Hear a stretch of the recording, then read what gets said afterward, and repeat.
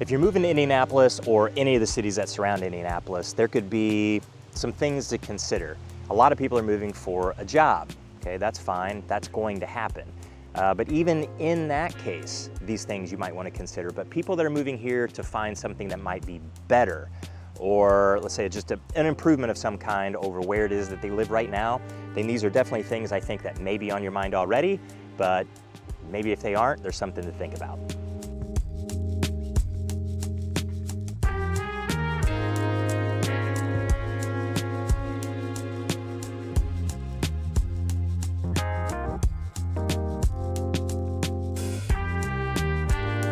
Hey everybody, I'm Jason Compton with Living in Indianapolis. If it's your first time here to the channel, welcome. And if you've been here before, welcome to you as well.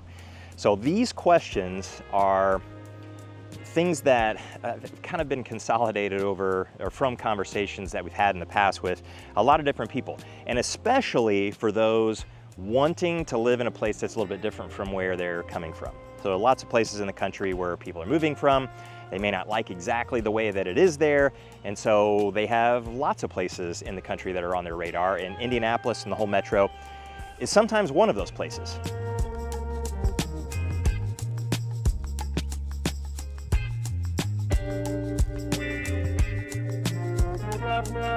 So like I said, some people are finding or wanting to find something a little bit better.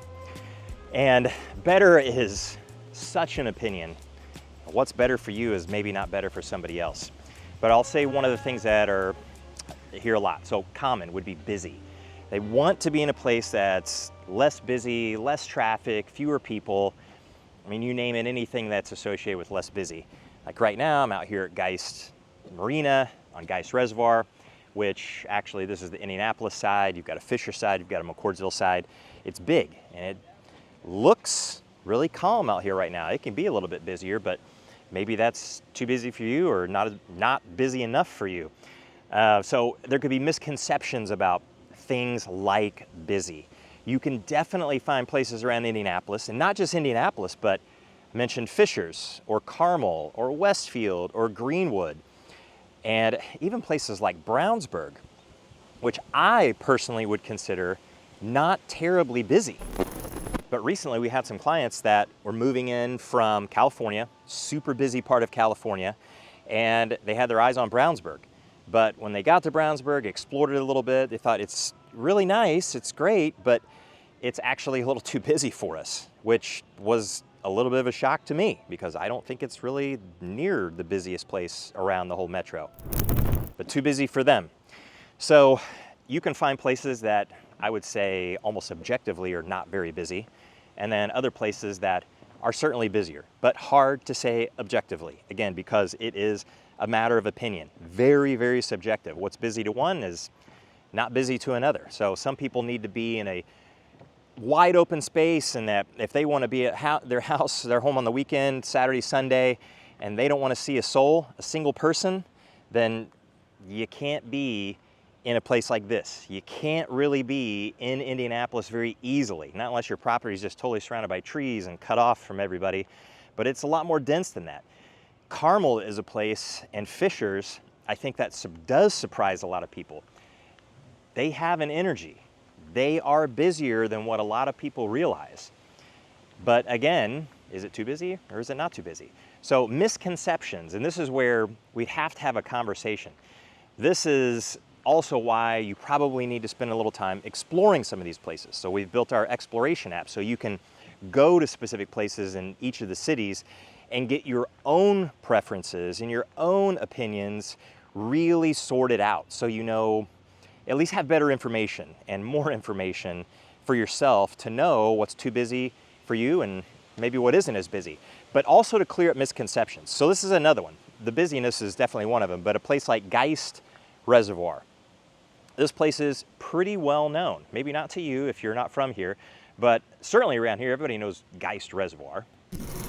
But Geist Reservoir isn't exactly super accessible to everybody in the public. There are a few places where if you don't live on the water, because if you were to look at this entire reservoir, it's totally surrounded by houses and neighborhoods. So if you don't live on the water, you can get into the water here on a boat. You can't come and swim here at the marina, but you could put a paddle boat in.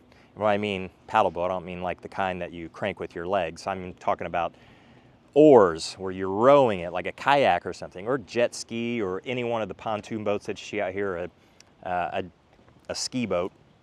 So you'd have to put it in here or store it here. Of course, not in the winter, you store it someplace else. They can store it for you.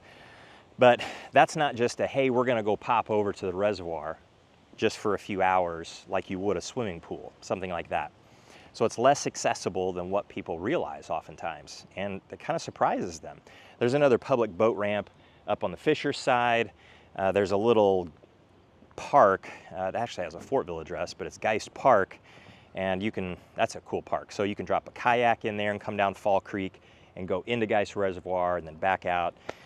There's also Geist Waterfront Park in Fishers, which actually is a park where you can get into the water from a beach, and it's kind of expensive to get into though, honestly. You can't just show up there and go in. You have to park and pay to get in. So just the accessibility is a little bit limited, and that's just a misconception. So busyness, access to things, this would be just an extreme example of access. And if you see other things in Indianapolis, you can probably get access to them, but maybe it's not as easy as you thought. So I think getting, let's say, to downtown Indianapolis, to something like a Colts game, is pretty easy, at least compared to a lot of other places. It's roughly a 30-40 minute drive from any of the cities that surround Indy.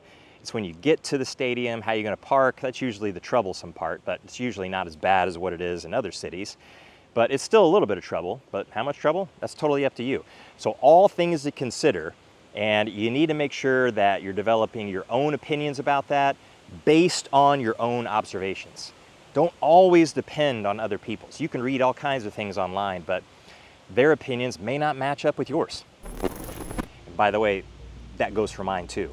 So I've got my own opinions and my own preferences and lots of videos on this channel, and you can use them as information, but I try not to necessarily always give my preferences because I don't want to influence yours. I want you to have your own. And I want this just to be more about information that you're gathering so you can develop those preferences for yourself.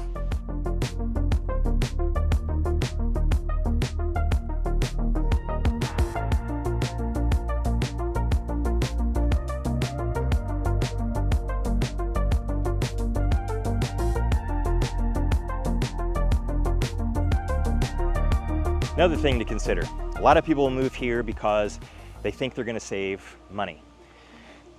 You gotta really dive deep in your financials for this one. So if you're selling your house somewhere in the country, it's, let's say, 1,000 square feet, and you're gonna get $1 million for it, and then you move here, I can promise you, you are going to get a larger house for a lot less money. Absolutely, you will. But it's hard to say if that's still financially okay for you. So you got to definitely dive deep on that with what interest rates are now, what it takes to get a loan. It could be well, it's definitely a little bit more expensive than it was several years ago, at least by the time this, at the time this video is being made. But it's sometimes a little surprising to people where they'll get into a house and it's $400,000 or $500,000 or $600,000, and they thought, you know what, I thought this would be a little less for what you're getting. That's the opinion of some.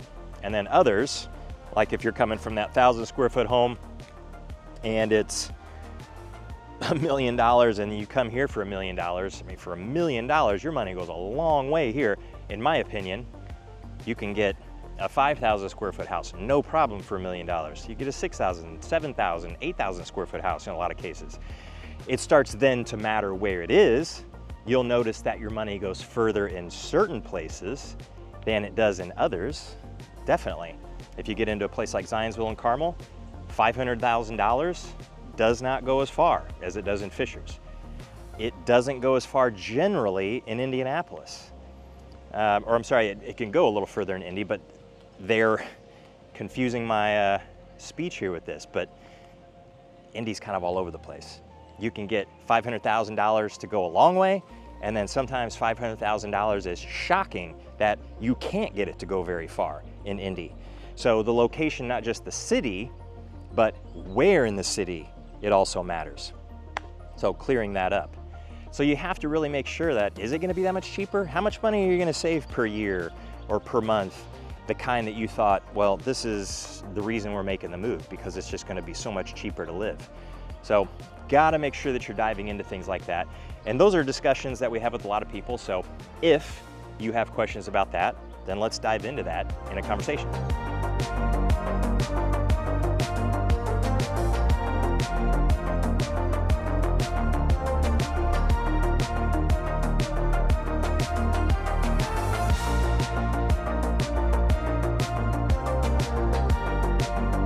Next one is one that I would be concerned about too if I'm moving anywhere from home, essentially, is I don't know anybody. Now, some people are moving here, they have family, they have friends. That's fantastic, that's great, that's super helpful to have some kind of network. But if you have nobody at all, you know no one, I can see how it would be a worry. I would be worried about that. I'd be worried for my kids, always concerned about them anyway. But if they're moving to a new school, what's that gonna be like? I don't know. I really don't know. I don't know how to answer that question for you. The only thing I could really say is that if you're moving here, the misconception is that it's not that crowded. But again, it goes back to that first one, is that sometimes it's more crowded than what you realize if you've never been here before. There are definitely more people. Now, Indy itself, we're talking a little over 900,000 people or so. But when you include all of the cities and towns that surround Indianapolis, it's definitely a lot more than that. It's more than 2 million people. So it would be pretty shocking if you couldn't find a social network somewhere, or at least the opportunity to find a social network somewhere out of all of those people. And your kids, if you have kids, they usually kind of lead your social network. Whatever they're in, you get to know the parents, and then you start to develop a network within your kids' social networks. So that's probably gonna happen just organically, whether you want it to or not. You're gonna get to know people that way. But if you don't have kids, it could be a little bit more concerning. What is there to do? Are there any communities, any clubs, any things like that? Given that there's more than 2 million people in the whole metro, the answer is yes. Absolutely there are. But if they're the right fit for you, what you exactly want, I don't know for sure. But I think that it's a large enough place that you're gonna have an opportunity. And the surprising part is that usually it's a lot larger than what people realize. Indianapolis just by itself, you get here and you think, this is actually bigger than I thought. I thought it was just this smallish Indiana city in the Midwest and kind of forgotten most of the time, or it pops up on the radar from time to time, like with the Indy 500 or something with the NCAA or with the Fever or with the Colts, or anything that you can possibly think of that might be on a bigger stage. So that surprises people. So I think that you would probably be surprised too at how much opportunity you have with that, and that over time, you're gonna find opportunities for yourself, no matter how, whatever it is that you're interested in doing, there's probably an opportunity for something like that here.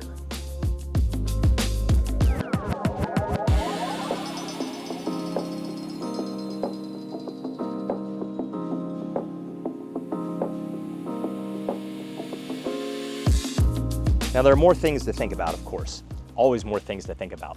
But what's good for you, or what it is that you're looking for,